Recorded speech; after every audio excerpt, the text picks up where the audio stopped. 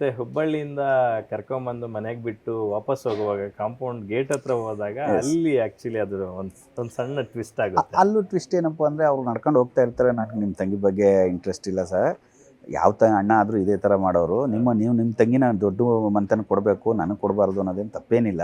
ನಾನು ತಂಗಿ ಆಗಿದ್ರು ನಾನು ಅದೇ ಯೋಚನೆ ಮಾಡೋದು. ಇವತ್ತು ನನಗೂ ಇವ್ರಿಗೂ ಸಂಬಂಧ ಇಲ್ಲ, ಮಿಸ್ಅಂಡರ್ಸ್ಟ್ಯಾಂಡ್ ಮಾಡ್ಕೊಂಡು ಬಿಟ್ಟು ಹೋಗ್ತಾರೆ. ಬಿಟ್ಟೋದ ತಕ್ಷಣ ಅವ್ರು ನಡ್ಕೊಂಡು ಹೋಗ್ತಾ ಇರ್ಬೇಕಾದ್ರೆ ಅವಳು ಇರೋ ಡೈಲಾಗ್ ಹೇಳ್ತಾರೆ, ಹೀರೋಯಿನ್ ಕ್ಯಾರೆಕ್ಟ್ರು, ನೋಡ್ದಣ ಎಷ್ಟು ಒಳ್ಳೆ ಹುಡುಗ, ಆಕಾಶದ ಹತ್ರ ಇರೋನು ಅವನು, ನಾನು ಇಷ್ಟಪಟ್ಟರು ಬೇಡ ಅಂತ ಅಂದ್ಬಿಟ್ಟು ಬಿಟ್ಟವನು, ಅಂಥರ ಒಳ್ಳೆ ಹುಡುಗ ಎಲ್ಲಿ ಸಿಗ್ತಾನಣ್ಣ.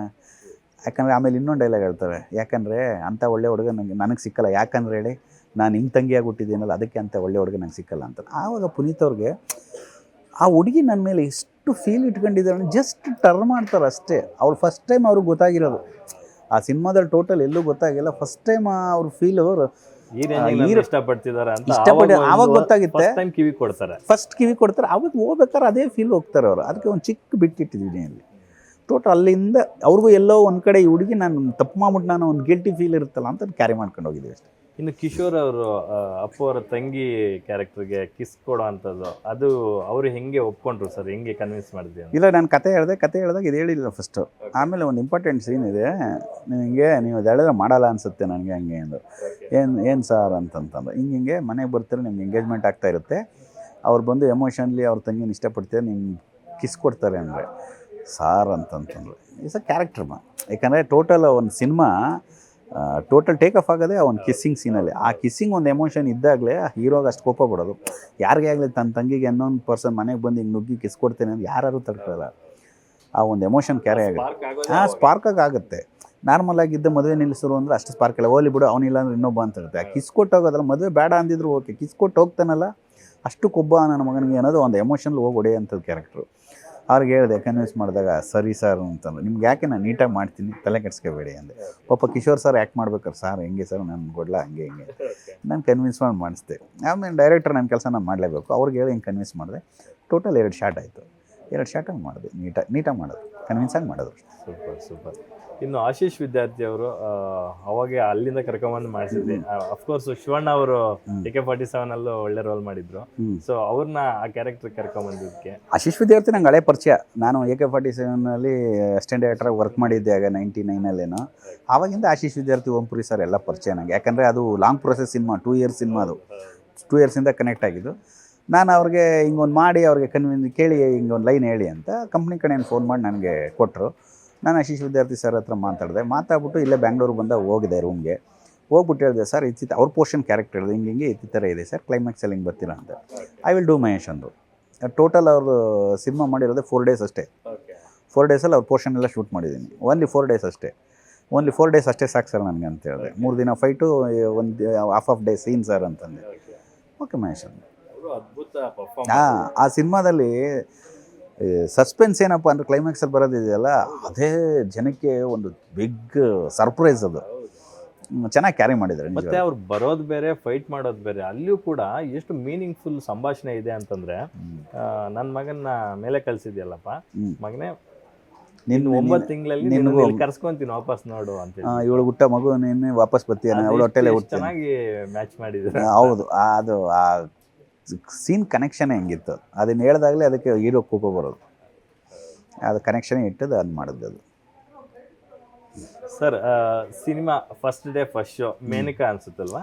ಇಲ್ಲ, ಇನ್ನು ಮೇನ್ ಥಿಯೇಟರ್ ಅನೌನ್ಸ್ ಮಾಡಿಲ್ಲ. KG ರೋಡಲ್ಲಿ ಅಲ್ಲಲ್ಲ, ಆವಾಗ Menaka. Yes. So first day first show ಹೆಂಗೆ ಓಪನಿಂಗ್ ತೊಗೊಂಡಿತ್ತು ಸರ್? ಸೊ ಫಸ್ಟ್ ಡೇ ನಾನು ಥಿಯೇಟ್ರಿಗೆ ಅಲ್ಲೂ ಹೋಗಲಿಲ್ಲ ಸರ್.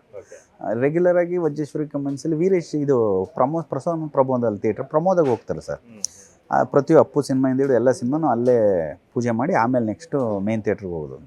ನಮ್ಮ ಪ್ರಮೋದ್ಗೆ ಹೋಗ್ಬಿಟ್ಟು ಪೂಜೆ ಮಾಡಿ ಸಿನಿಮಾ ನೋಡಿದ್ವಿ. ಆಡಿಯನ್ಸ್ ಎಲ್ಲ ಕಿರ್ಚೋರು ಮಾಮೂಲಿ, ನನಗೇನು ಅನ್ನಿಸ್ತಾ ಇರಲಿಲ್ಲ. ನನಗೆ ಭಯ ಒಳಗೆ.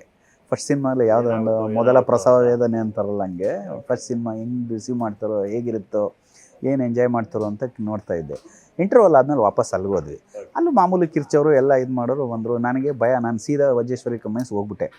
ಹೋಗಿ ಒಂದು 3:30-4 ಗಂಟೆಗೆ ಒಂದಷ್ಟು ಫೋನ್ಸ್ಗಳು ಬರೋಕ್ಕೆ ಶುರುವಾಯ್ತು ಸರ್. ಫಸ್ಟು ನನಗೆ ಸುಮಾರು ಜನ ನಮ್ಮ ಸ್ನೇಹಿತರು ಸಿನಿಮಾದವರು ಹೊರಗಡೆ ಏನೋ ಸಿನಿಮಾ ಮಾಡಿದ್ದೀನೇನೋ, ನೀನು ಹಿಂಗೆ ಮಾಡ್ತೀಯ ಅಂತಲೇ ಗೊತ್ತಿರಲಿಲ್ವಲ್ಲ ಅಂತ ನಮ್ಮ ಕೆ ಪಿ ಶ್ರೀಕಾಂತ್ ಫೋನ್ ಮಾಡಿ ನಾವೆಲ್ಲ ಜೊತೇಲಿ ಇದ್ವಿ ಆಗ ಯುವರಾಜ ಮಾಡ್ಬೇಕಾದ್ರೆ ನಮ್ಮದು ಅವ್ರದ್ದು ಒಂದು 3 years ಜೊತೆ ರಿಲೇಷನ್ಶಿಪ್ಪು. ಮಹೇಶ ಏನು ಇಷ್ಟು ಅದ್ಭುತವಾಗಿ ಮಾಡಿದೀಯ, ನೀನು ಅನ್ಕೊಂಡಿರ್ಲಿಲ್ಲ ಕಣ ಲವ್ ಕೊಳ್ಳೆಗಾಲ ಹಿಂಗೆ ಮಾಡ್ತೀಯ ಅಂತ ನಾನು ಅಂದರೆ ಆ ಪ್ರೀತಿಯಲ್ಲಿ. ಆಮೇಲೆ ದಯಾಳ್ ಅಂತ ಡೈರೆಕ್ಟ್ರು, ತುಂಬ ದೊಡ್ಡ ದೊಡ್ಡ ಡೈರೆಕ್ಟರ್ಸ್. ಆಮೇಲೆ ನಾರಾಯಣ್ ಸರ್ ಎಲ್ಲ ಫೋನ್ ಮಾಡಿದ್ರು. ಅವರು 10 o'clock ಶೋ ನೋಡಿದ್ರಂತ ನಾರಾಯಣ್ ಸರ್ ಹೋಗಿ. ಅವರು ಒಂದು 3 weeks ಆದಮೇಲೆ ನೋಡಿದ್ರಂತೆ. 10 o'clock ಶೋ ಕೂಡ ಹೌಸ್ಫುಲ್ ಆಗಿತ್ತು. ಈ ಸಿನಿಮಾ ಇಷ್ಟು ಹೌಸ್ಫುಲ್ ಆಗೋದಕ್ಕೆ ಕಾರಣ ಮಹೇಶ್ ಅವರೇ ಈ ಫೀಲು ನೀವು ತೆಗೆದಿರೋ ರೀತಿ ಅಂತ ಹೇಳೋದು. ಅಂತ ಒಬ್ಬ ಡೈರೆಕ್ಟರ್ಗಳಿಂದ ನಮಗೆ ಕಾಂಪ್ಲಿಮೆಂಟ್ ಬರೋದು ಖುಷಿ ಕೊಡೋಲ್ವ ಸರ್. ಎಲ್ಲ ಹೇಳಿದ್ರು. ಆಮೇಲೆ ನನಗೆ ಖುಷಿ ಆಯಿತು, ಓ ಪರವಾಗಿಲ್ಲ ಸಿನಿಮಾ ಅಂತ. ನಾನು 100 days ಓಡುತ್ತೆ ಅಂದ್ಕೊಂಡಿದ್ದೆ. ಜಾಸ್ತಿ ಪ್ರೀತಿ ತೋರಿಸಿದ್ರು ಜನ. 200 days ಮಾಡಿದ್ವಿ. ಆಮೇಲೆ ಆ ಮಧ್ಯೆ ನಮಗೆ ಜೋಗಿ ಸಿನಿಮಾ ಬೇರೆ ರಿಲೀಸ್ ಆಯಿತು. ಜೋಗಿ ಸಿನಿಮಾಗೂ ಕೂಡ ಕೆಲವು ಥಿಯೇಟ್ರಲ್ಲಿ ಅಷ್ಟೇ ಪ್ರೇಮು ರಿಲೀಸ್ ಮಾಡೋದು. ಪ್ರಾಂಗಣ ಹಿಂಗೆ ಬೇರೆ ಕಡೆ ಮಾಡಿ ರಿಲೀಸ್ ಮಾಡಲ್ಲ ಪ್ರೇಮು. ಈ ವೀರೇಶ ಥಿಯೇಟ್ರದೆಲ್ಲ ಬಿಟ್ಕೊಡೋಣ ಅವ್ರಿಗೆ ಕೆಲವೆಲ್ಲ. ಸರಿ ಕೊಡಿ ಸರ್, ಅದು ಶಿವಣ್ಣ ಅವ್ರ ಸಿನಿಮಾ ತಾನೆ, ಬಿಟ್ಕೊಡಿ ಸರ್ ಅಂತಂದು ಅದು ಓಡ್ತು. ಅದ್ರ ಮಧ್ಯೆನೂ ನಮ್ಮದು ಚೆನ್ನಾಗಿ ಓಡ್ತು ಸರ್. ಅಪ್ಪು ಅವ್ರು ಎಷ್ಟು ಖುಷಿ ಆದ್ರು ಸರ್, ಯಾಕಂದ್ರೆ ಮೊದಲೇ ಅವ್ರ ಫ್ಯಾಮಿಲಿ ಆಡಿಯನ್ಸ್ಗೆ ತುಂಬಾ ಜಾಸ್ತಿ ಕನೆಕ್ಟ್ ಆಗಿದ್ರು. ಬಟ್ ಈ ಸಿನಿಮಾದಿಂದ ಆಸ್ ಅ ಹೀರೋ ಆಗಿ ಇನ್ನೂ ಜಾಸ್ತಿ ಕನೆಕ್ಟ್ ಆದ್ರು. ಆಮೇಲೆ ಅಪ್ಪು ಸರ್ಗೆ ನನಗೆ ಸಿನಿಮಾ ಕೊಟ್ಟಿದ್ರು. ಬಟ್ ಈ ಮಟ್ಟಕ್ಕೆ ಹೋಗುತ್ತೆ ಅಂತ ಅವ್ರಿಗೆ ಅಂದ್ಕೊಂಡಿದ್ರು ಏನೋ ದೇವರನ್ನೇ, ನನಗೆ ಗೊತ್ತಿರಲಿಲ್ಲ. ಬಟ್ ಅವರು ಸಿನಿಮಾ ನನಗೆ ಕೊಟ್ಟಾಗಲೂ ಹೆಂಗಿದ್ರು, ಸಿನಿಮಾ ರಿಲೀಸ್ ಆಗಿ ಅದು ಸಕ್ಸಸ್ ಆದಾಗಲೂ ಅದೇ ಫೀಲಲ್ಲಿದ್ದರು. ಅದು ಯಾವುದೇ ರೀತಿ ಎಕ್ಸ್ಪ್ರೆಷನ್ ಇಲ್ಲ, ಎಕ್ಸಾಜರೇಷನ್ ಏನಿಲ್ಲ. ಮಾಮೂಲಿ ನನ್ನ ಜೊತೆ ಸಿನಿಮಾ ಮಾಡಿ ಮಹೇಶ್ ನೀವು ಮಾಡ್ಬೋದು ಅಂತ ಹೇಳೋರು. ಶೂಟಿಂಗಲ್ಲೂ ಹಂಗೆ ಇದ್ರು. ನಾನೇನೋ ಟೆನ್ಷನ್ ಆಗಿ ಕೂತಿದ್ರೆ, ಯಾಕೆ ಟೆನ್ಷನ್ ಆಗಿದ್ರು ಮಹೇಶ್, ಏನೇ ಆಗುತ್ತೆ ಮಾಡಿ ಮಹೇಶ್, ತಲೆ ಕೆಡಿಸ್ಕೊಬೇಡಿ, ಏನಾಗುತ್ತೆ ಮಾಡಿ, ನೀವು ಬಂದಿರೋದು ಡೈರೆಕ್ಟರ್ ಆಗೋಕ್ಕೆ, ನೀವು ಎಲ್ಲ ಯೋಚನೆ ಮಾಡಿ ಕೂತ್ಕೊಬೇಡಿ, ಒಂದು ಇದಾಗುತ್ತೆ ಇಲ್ಲ ಅದಾಗುತ್ತೆ ಅಷ್ಟೇ ತಾನೇ, ಯಾಕೆ ತಲೆ ಕೆಡಿಸ್ಕೊಂತ ನನಗೆ ಜಾಸ್ತಿ ಧೈರ್ಯ ತುಂಬೋರು. ನಾನು ಟೆನ್ಷನಾಗಿ ಕೂತಿರೋ ಬಂದು ನಗ್ಸೋರು, ಕಾಮಿಡಿ ಮಾಡಿ ರಮ್ಯ ಅವರಿಬ್ಬರು. ಹಂಗಾಗಿ ಸಿನಿಮಾ ಸಕ್ಸಸ್ ಆದಾಗಲೂ ಕೂಡ ಅವ್ರಿಗೆ ಡಬ್ಬಿಂಗ್ ನೋಡಾದ್ಮೇಲೆ ಹೊನ್ನೊಳ್ಳಿ ಕೃಷ್ಣ ಹೋಗಿ ಹೇಳಿದ್ರಂತೆ, ಡೈರೆಕ್ಟ್ರು ತುಂಬ ಚೆನ್ನಾಗಿ ಮಾಡಿದ್ದಾರೆ ಸಿನಿಮಾನ ಅಂತ ಅಪ್ಪೋರು ಹೇಳಿದ್ರು. ಮಹೇಶ್ ವೆರಿ ಗುಡ್ ಮಹೇಶ್, ನನಗೆ ನಾವೆಲ್ಲ ಆಡಿಯನ್ಸು. ಹೊನ್ನೊಳ್ಳಿ ಕೃಷ್ಣ ಸರ್ ಬಂದು ಹೇಳಿದ್ರು ಡಬ್ಬಿಂಗ್ ಟೈಮಲ್ಲಿ ಕೆಲವು ಎಮೋಷನ್ ಸೀನು, ಸಿಸ್ಟರ್ ಕ್ಯಾರೆಕ್ಟ್ರ್ ಇನ್ನೊಂದಷ್ಟು ಸೀನ್ ನೋಡಿದೆ ಪುನೀತ್, ನಾನು ಆ್ಯಕ್ಟ್ ಮಾಡಿರೋದು ಸಖತ್ತಾಗಿ ಮಾಡೋರು ಡೈರೆಕ್ಟ್ರು ಅಂದ್ರೆ ಅಂತೆ. ಅವ್ರು ಫೋನ್ ಮಾಡಿ ಹೇಳೋದು ಚೆನ್ನಾಗಿದೆ ಅಂತ ಮಹೇಶ್, ಒಳ್ಳೇದಾಗಲಿ ಅಂತಂದು ಅಷ್ಟೇ ಹೇಳ್ದು, ಬೇರೆ